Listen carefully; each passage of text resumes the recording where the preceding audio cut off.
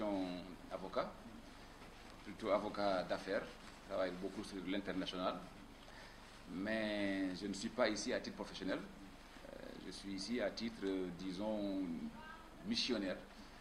Parce que je suis venu pour donner un coup de main que j'espère efficace à mon jeune frère, le président de la République, qui m'a sollicité à cet effet-là.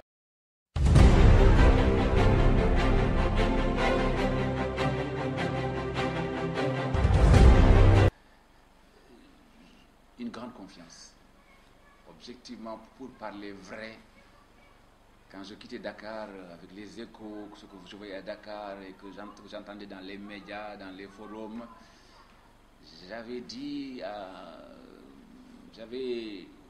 pris l'engagement auprès d'un de vos collègues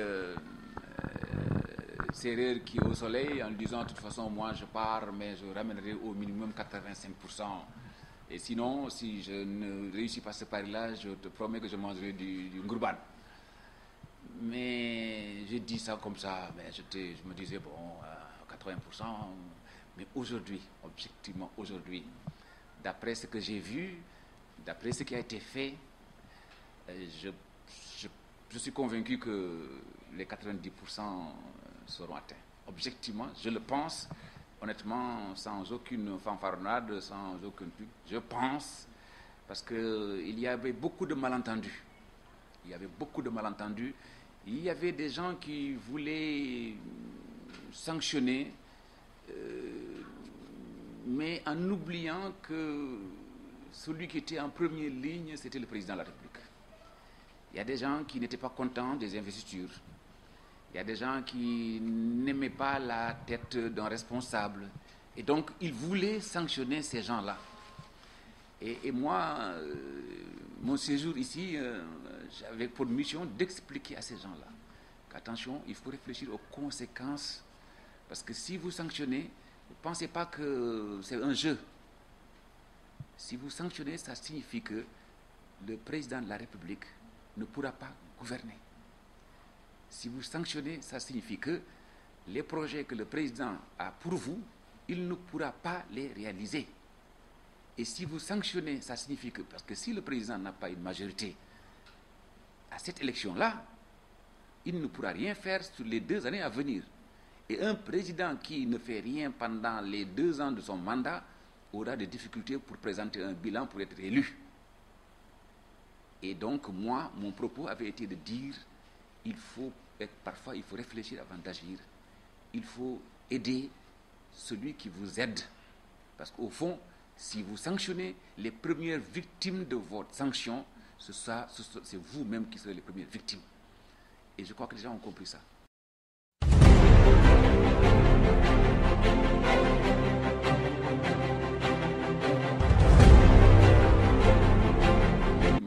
Non seulement à Ogo, mais je dois me reconnaître qu'effectivement que le fait qu'on est... Vous savez, je donne un exemple à Dantiadi.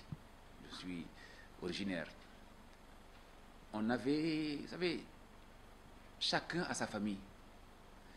Et la première fois pendant le référendum, quand je suis venu, j'étais venu accompagné de tous les cadres de Dantiadi, y compris Khalid Diallo, l'ancien ministre.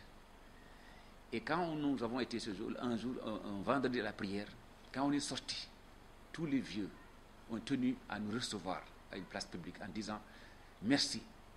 Merci de nous avoir réconciliés. Merci de nous permettre de nous mettre à l'aise. Parce que nous étions tous embêtés. Si on est avec celui-là, on est contre l'autre. Donc le village était divisé. Le fait de vous voir ensemble et de savoir que vous avez la même carte, ça nous met à l'aise. Ça apaise nos consciences, ça apaise nos tensions.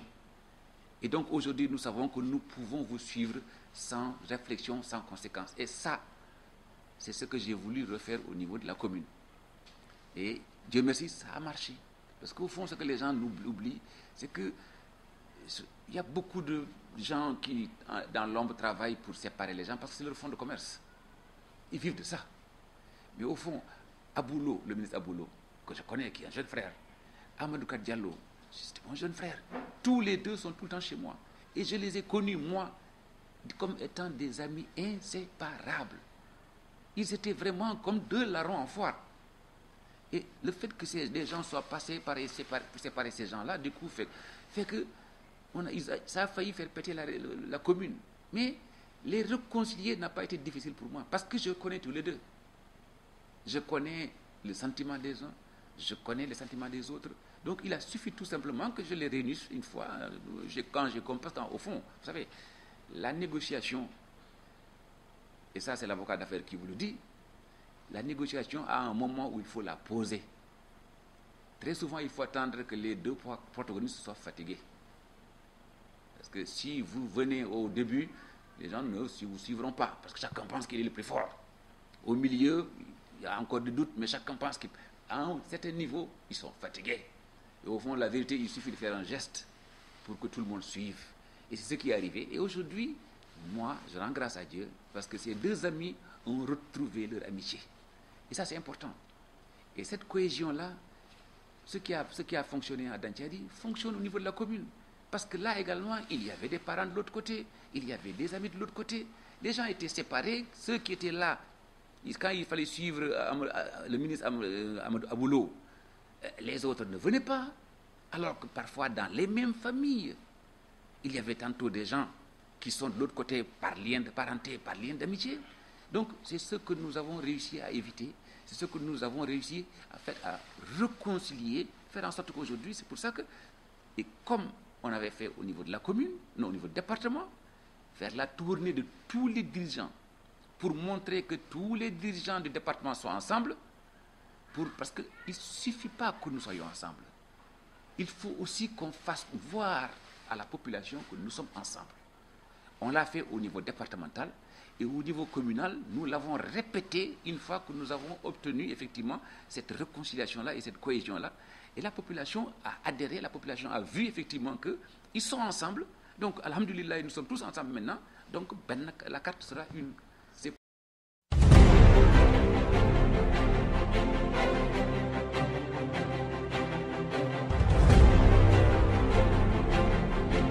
Oui, par définition, parce qu'il y a, vous savez, souvent, là où ça existe, c'est des ambitions personnelles.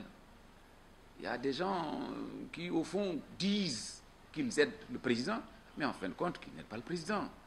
Parce que quand on ne peut pas comprendre que quelqu'un des gens qui sont dans un même parti politique, qui disent soutenir un même candidat, qui ne sont pas dans les municipales, trouvent des différences, alors qu'il s'agit de législatives, si on comprend les enjeux de législatives. Le problème, c'est qu'il y en a beaucoup de politiciens qui ne le savent pas. Ce qu'ils voient, c'est des règlements de compte, c'est des règlements. Au niveau du département, il y a beaucoup, justement, moi j'ai été témoin, de responsables qui ont dit, nous avions peur pour Ogo. Et comme nous avons vu qu'il y a eu une solution qui a été trouvée à Ogo, nous allons tous nous inspirer de cette solution-là. Et vous avez dû remarquer vous-même, même à Dakar, quand moi j'ai quitté, la coalition Benno, ils ont réussi à se retrouver ensemble et à faire des caravanes ensemble pour que les populations comprennent qu'ils sont ensemble. Et moi je suis convaincu que dès l'instant que ce facteur division, parce que souvent il y a ce qui est réel et ce qui est ressenti. Une fois que la population ressent en son âme qu'effectivement que les gens là sont sincères, ils sont ensemble, les gens adhèrent. Et une fois que les gens ont adhéré, parce que le président de la République n'est pas en cause, ils sont tous derrière le président. Ils voulaient juste régler le compte personnel, mais une fois qu'ils ont compris, maintenant, au fur et à mesure de l'avancement de la campagne, les explications ont été données. Les gens ont fini par comprendre que ce n'est pas le responsable local, ce n'est pas le député qui est en cause, et qu'il s'agit de quelque chose de national, parce que les élections législatives, c'est national. Une fois qu'ils ont compris ça, je vous assure que les votes sanctions, ça sera extrêmement marginal, s'il y en a, au niveau même national.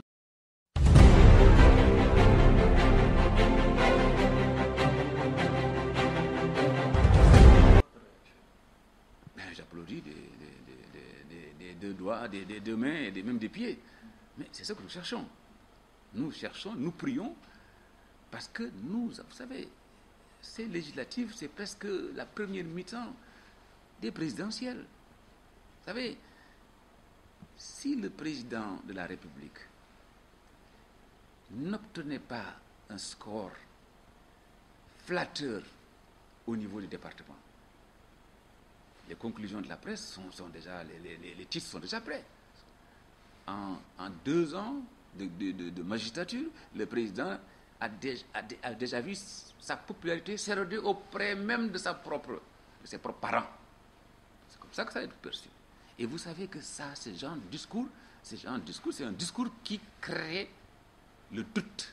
C'est un discours qui, les gens vont commencer à se dire, ça signifie peut-être que le président, il aura des problèmes à être élu. Et si ce sentiment-là gagne les esprits, il y a beaucoup qui allaient, dans les 2 années à venir, là, commencer à changer de veste. Et ça aurait été extrêmement mauvais pour les présidentielles à venir. Heureusement, nous avons réussi à effectivement éviter ce piège-là. Et le contraire est que, si le président a réussi le grand chelem, les gens comprendront, même les adversaires les plus résolus comprendront que la bataille est perdue d'avance et que le président a toutes les chances de se faire réélire parce que tout simplement, la population a fini de voir et d'accepter qu'effectivement, il fait du bon boulot pour la population. Et une fois que la population, effectivement, a pris conscience de ce que ce président travaille pour lui, rien ne peut distraire la population de, effectivement, ce sentiment.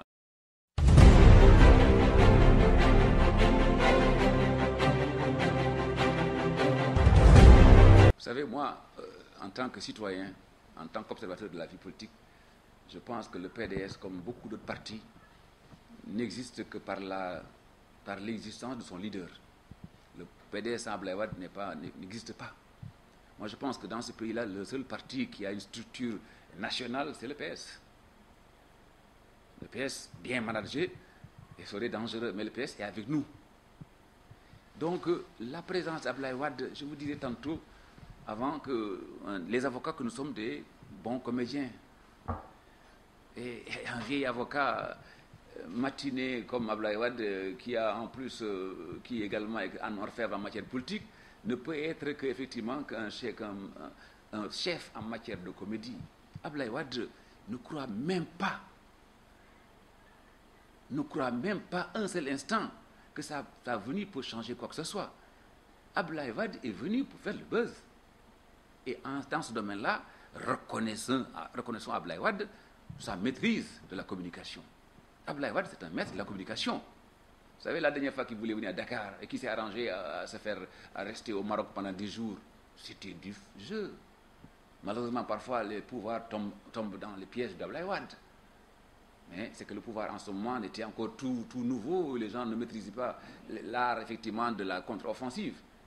Aujourd'hui, quand même, nous avons un pouvoir qui a compris, qui a appris, qui est en place depuis un certain temps. Et puis, le président Macky Sall, quand même, c'est quand même quelqu'un qui a un vécu politique et administratif. Il a été ministre de l'Intérieur, nous ne l'oublions pas. Donc, il connaît les arcanes de l'administration, il connaît les arcanes de l'État. Sans oublier qu'il est entouré par quand même 2 poids lourds de Moustapha Niasse et Tanor Dieng. Qu'on le veuille ou non, c'est les 2 personnes qui connaissent le mieux l'État dans son fonctionnement. Des enfants de Senghor. Donc l'État, ils connaissent. Les pièges de l'État, ils connaissent. La force de l'État, ils connaissent. Les faiblesses de l'État, ils connaissent. Donc cette équipe-là, la présence de Wade est un comique. Et la population adore. Les Sénégalais adorent la distraction. Quand Wade est là, les gens sont contents, ils distraient, papi, pas mignonnant, et puis Wade, il connaît, il a joué avec ça. Pourquoi Wade a perdu les élections? À mon humble avis, moi, la dernière fois. Parce que Wade avait gagné en 2000 avec les jeunes. Wade, c'était le champion des jeunes. Il était le plus vieux, mais c'est lui qui communiquait le plus avec les jeunes. En cours de mandat, surtout dans son 2e mandat, cette relation s'est coupée. Et Wade lui-même s'est posé des questions en disant ça. Il ne comprenait pas pourquoi ces jeunes qui étaient fusionnés en relation fusionnelle avec lui, brusquement ne le suivaient pas. Il a tout fait, mais le problème c'est qu'il ne parlait plus le même langage. Et c'est la même chose aujourd'hui. Wade, il sait très bien que Ces jeunes-là ne le suivent plus. Par contre, tout ce qui est folklore, le Sénégalais, vous savez, quand vous faites un meeting au stade de Léopold Sédar Senghor, mais le stade est plein. Il suffit d'amener du tam-tam, d'amener des trucs. Si vous jugez vos militants en fonction de ça, c'est que vous êtes bien naïf. Les gens, ils aiment la fête. Tout ce qui leur permet de danser, de s'amuser, ils le feront. Donc, ils sortent suivre Wade parce qu'ils s'amusent. Et parce qu'au fond aussi, attention, ils aiment bien le vieux. Ils aiment bien le vieux. Mais ils aiment bien le vieux en tant qu'Ablaye Wade. Mais ils sont conscients aussi de ce qui fait que le vieux se lève. Et qu'au lieu de prendre son chapelet et aller se mettre dans les mosquées et prier pour son salut, il est encore là aujourd'hui en train de se faire insulter dans les lieux publics. Moi, quand on prie tous, on dit Moudjibou Rafet. Moudjibou Rafet le nial pour tout le monde. Et malheureusement, Wade, pour moi j'ai admiré Wade. J'ai dit quand Wade était opposant qu'il méritait une statue pour ce qu'il a fait pour la démocratie sénégalaise. Mais malheureusement, il est en train de tout détruire. Il est en train de tout détruire. C'est comme souvent on dit que la vieillesse est un naufrage. Wade est en train de finir comme Mao avait fini, comme Bourguiba avait fini. Malheureusement. Et c'est dommage. C'est dommage parce qu'il méritait mieux. Et moi, le responsable de ça, c'est pas Wade. Wade, c'est un vieux. À cet âge-là, on n'a pas sa tête. On n'a pas en tout cas toute sa tête. Mais malheureusement, il y a des gens qui sont incompétents, des gens qui sont incapables de marcher d'eux-mêmes et qui prennent Wade comme un pantin, qu'ils exposent devant la population pour leurs seuls intérêts personnels. Moi, si c'était mon père, je ne l'aurais pas accepté.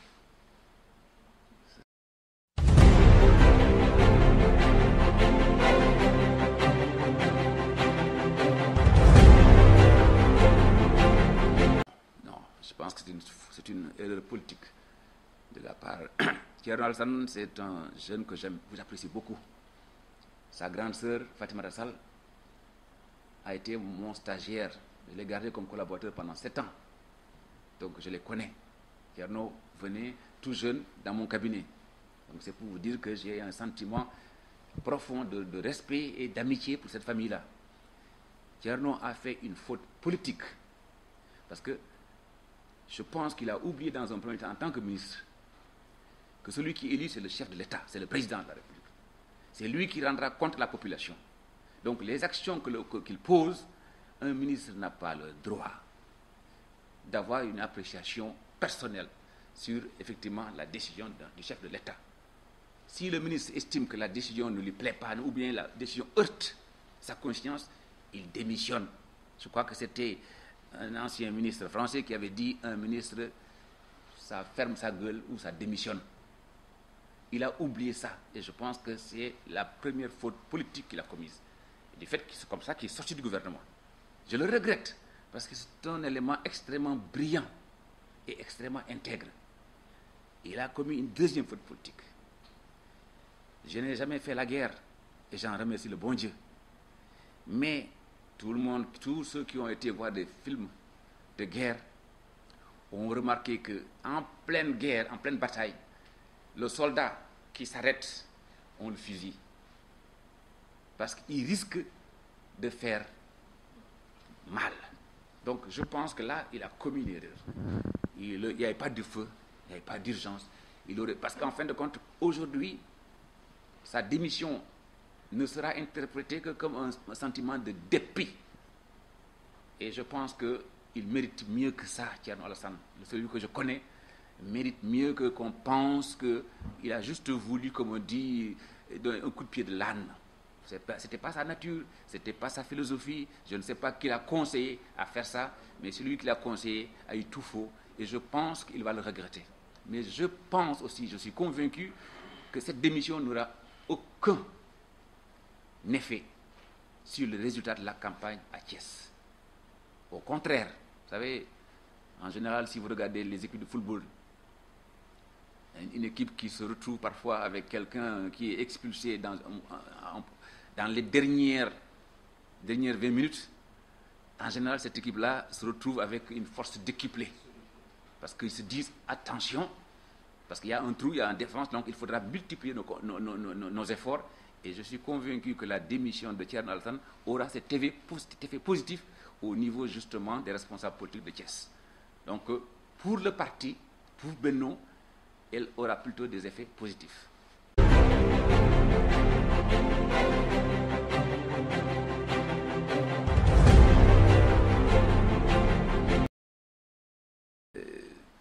Je suis un citoyen. Avant de venir aider Macky Sall, tout le monde sait que moi je suis auprès de ma population, de mes parents. Je m'occupe de leur santé, je m'occupe de l'éducation. Tous les étudiants de la commune de Ogo, je les loge à Dakar depuis 2 ans. Je paye le loyer. Chaque année, je paye le loyer d'une seule fois pour l'année. Ils sont tranquilles. À une seule condition que je leur ai posée, je dis qu'il n'y ait pas de redoublement. Parce que moi, j'ai été étudiant à Dakar. Venant du Fouta, je sais ce que ça signifie comme galère. Vous avez la chance de ne pas vivre cette galère-là. On vous trouve des appartements, vous êtes là-bas, donc vous n'avez pas le droit, vous n'avez pas d'excuse pour ne pas réussir. Et je constate que depuis l'année dernière, effectivement, tous ceux qui sont là-bas, aucun n'a redoublé. Et ça, c'est une fierté pour moi. Je le fais. Donc, le président m'a demandé de l'aider. De toute façon, je l'aurais fait sans qu'il me le demande. Parce qu'en mon âme et conscience, ce que j'avais dit pendant le référendum, je le répète, je constate qu'il fait du bon boulot. Je confirme que la nouvelle constitution qu'il a offerte à la population du Sénégal est une excellente constitution. La preuve, parce que nous avions toujours en son temps demandé la possibilité pour les indépendants d'être candidats. Et rien que le fait de permettre cela, pour moi, c'était un élément positif. Parce que dans la vie, les choses doivent évoluer de façon progressive. Dès l'instant que vous voyez dans un texte quelque chose qui a déjà un bon point, prenez. Et après, vous pourrez toujours dire qu'on peut améliorer en faisant ça, en faisant ça. Donc j'ai dit aux gens, prenez parce que c'était bon. Je trouve que si on va à Dakar, aujourd'hui, moi je suis de là. La route de Linguère-Dakar, vous avez vu comme elle est superbe. C'est l'une des meilleures routes du Sénégal. On est en train de faire la route Djoum-Bakel à Dakar. Tout le monde voit, si on arrive au niveau de Diamniadio, on est content. Même les chefs d'État africains qui viennent là-bas, que ce soit le président de Guinée, Conakry, même le président du Tchad, même le président Alassane Ouattara, souvent c'est la Côte d'Ivoire qui est notre référence, a estimé qu'effectivement ça, le président Macky Sall a trouvé effectivement une solution pour sortir le pays de ce développement. Mais nous sommes Sénégalais. Nous voyons un président qui est jeune. Si encore c'était un vieux, on aurait pu dire, après il va commencer à flancher. Mais non, il est jeune. Donc, un président qui fait ça, mais il le fait pour qui? Il le fait pour nous, il le fait pour nos enfants. Moi, je pars du principe que dès l'instant que vous êtes un citoyen, que vous voyez quelqu'un en train de faire quelque chose qui est bon pour vous, bon pour vos parents, bon pour le pays, votre devoir, c'est de mettre la main à la pâte.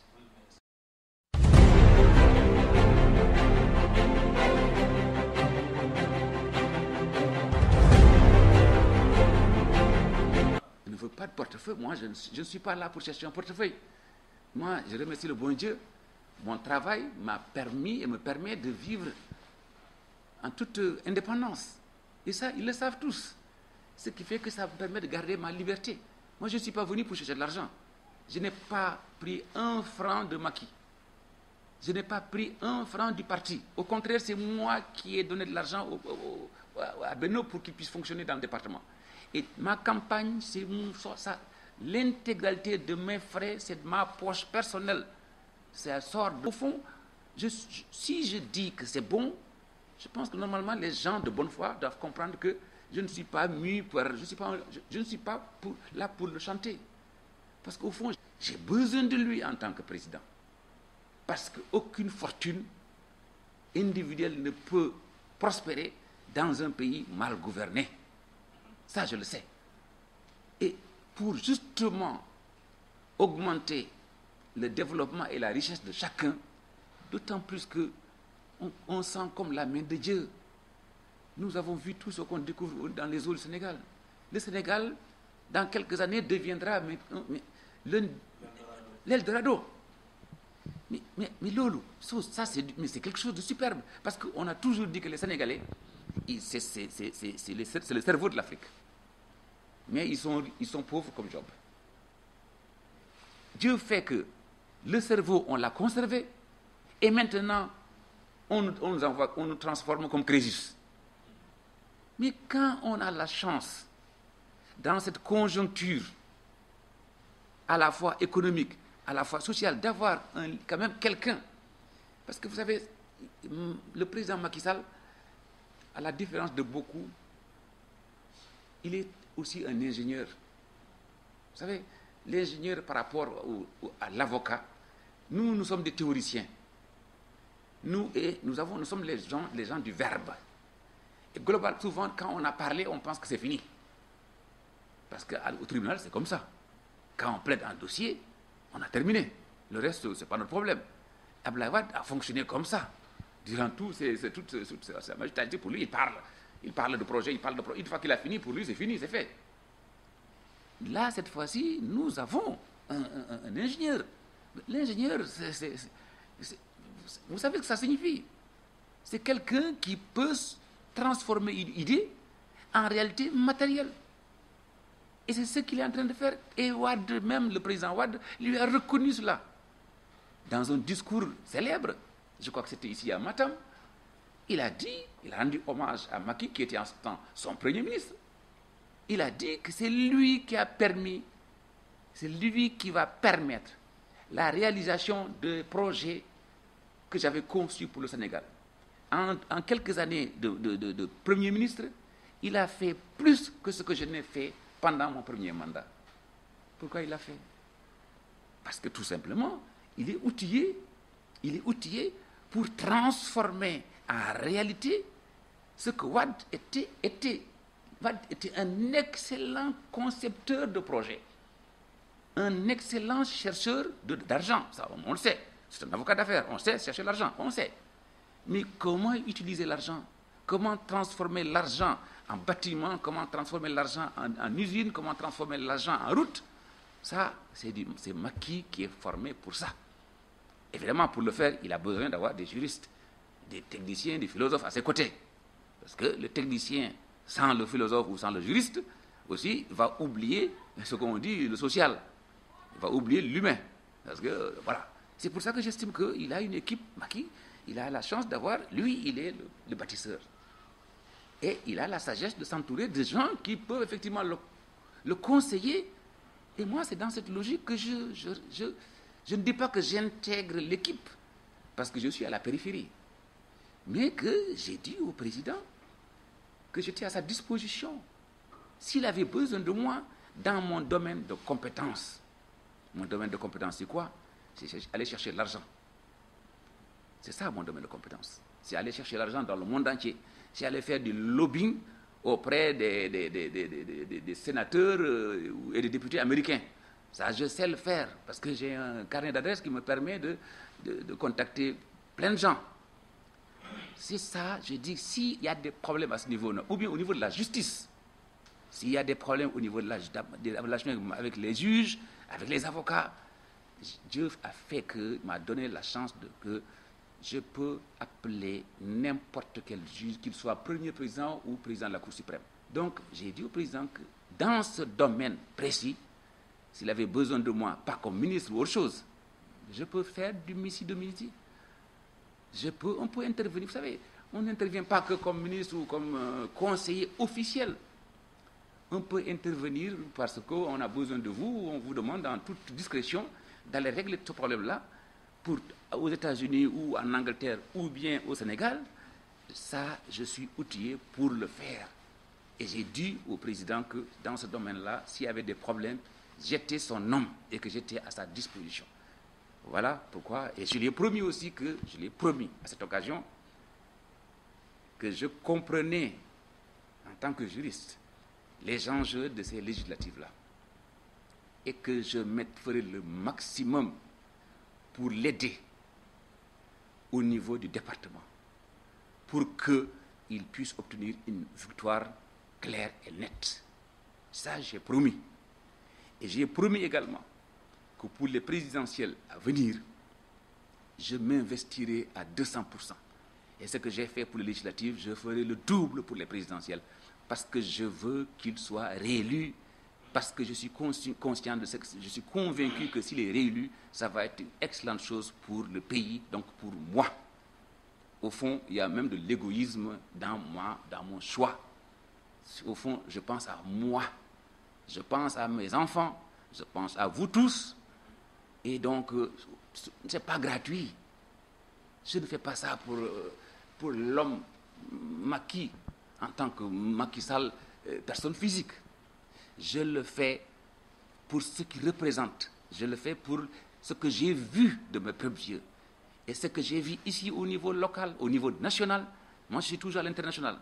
Et ce que j'ai vu au niveau international avec mes partenaires, que ce soit des politiciens étrangers, ou bien des économistes étrangers, ou bien des hommes d'affaires du monde entier. J'ai discuté avec ces gens-là, je suis en permanence avec eux.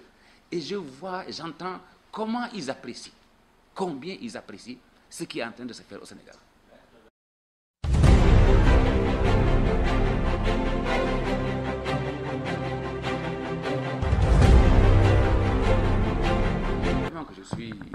Bien sûr que je pars du principe que toute personne ou toute entité qui fait correctement son travail mérite récompense.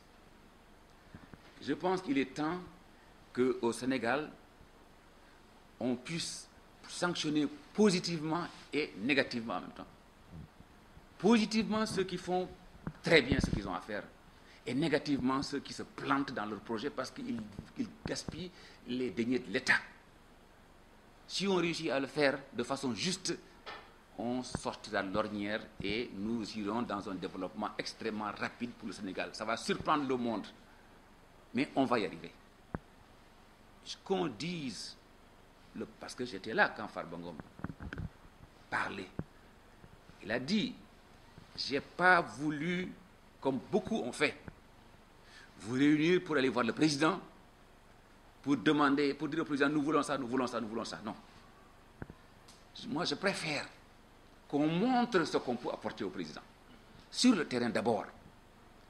Si sur le terrain, on montre que dans le Sénégal, nous avons fait le meilleur score, que du turbo, nous sommes passés à super turbo, alors nous sommes en droit d'aller voir le président en disant, Monsieur le Président, nous exigeons ce que nous représentons. C'est ça qu'il a dit. Et ça, bien entendu, j'adhère en tant qu'avocat, en tant que j'adhère à ça.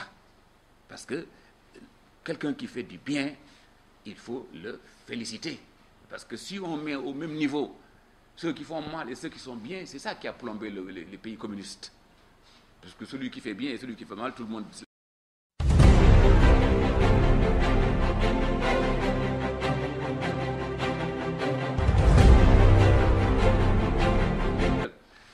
Mon mot de fin, c'est satisfaction et surtout remercier les populations du département de Matam. Où j'ai été accueilli avec beaucoup de sympathie. C'est-à-dire, j'ai découvert moi-même que les gens avaient éprouvé énormément de sympathie pour ma personne. Je ne savais pas. Je savais très bien que dans mon village, on m'adorait. Je savais que dans les villages entourants, mais là où on a été, les gens, vous savez, avant-hier, nous avions dans le Garli, vous savez, ils avaient décidé que personne ne ferait campagne, sanctionnée. Ils ont dit aux gens que si le cortège qui viendra ici, on va le détruire. Et ils avaient mis effectivement des gosses à l'entrée. Donc notre cortège, le cortège global, l'a su à temps, ils ont continué. Mon cortège à moi j'y étais pas parce que je faisais du porte-à-faux à Dantiadi. Les gens qui me représentaient, ils n'étaient pas au courant, ils sont partis. Ils se sont fait caillasser. Dans leur retrait, il y a le casque d'un de ces gosses qui est tombé. Les gosses du village ont ramassé ça, ils ont vu que c'est moi.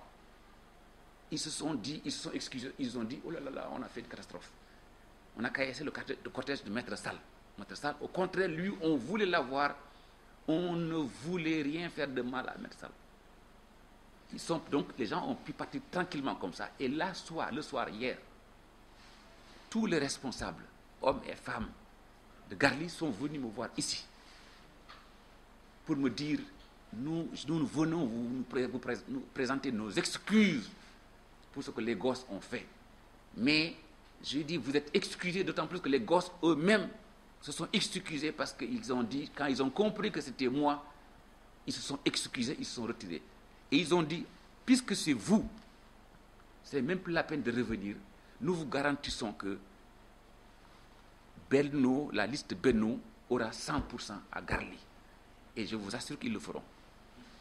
Donc, quand on a la chance d'obtenir ça, si on n'est pas satisfait, c'est qu'on est satisfait de rien du tout dans la vie. Et donc, moi, je suis totalement convaincu.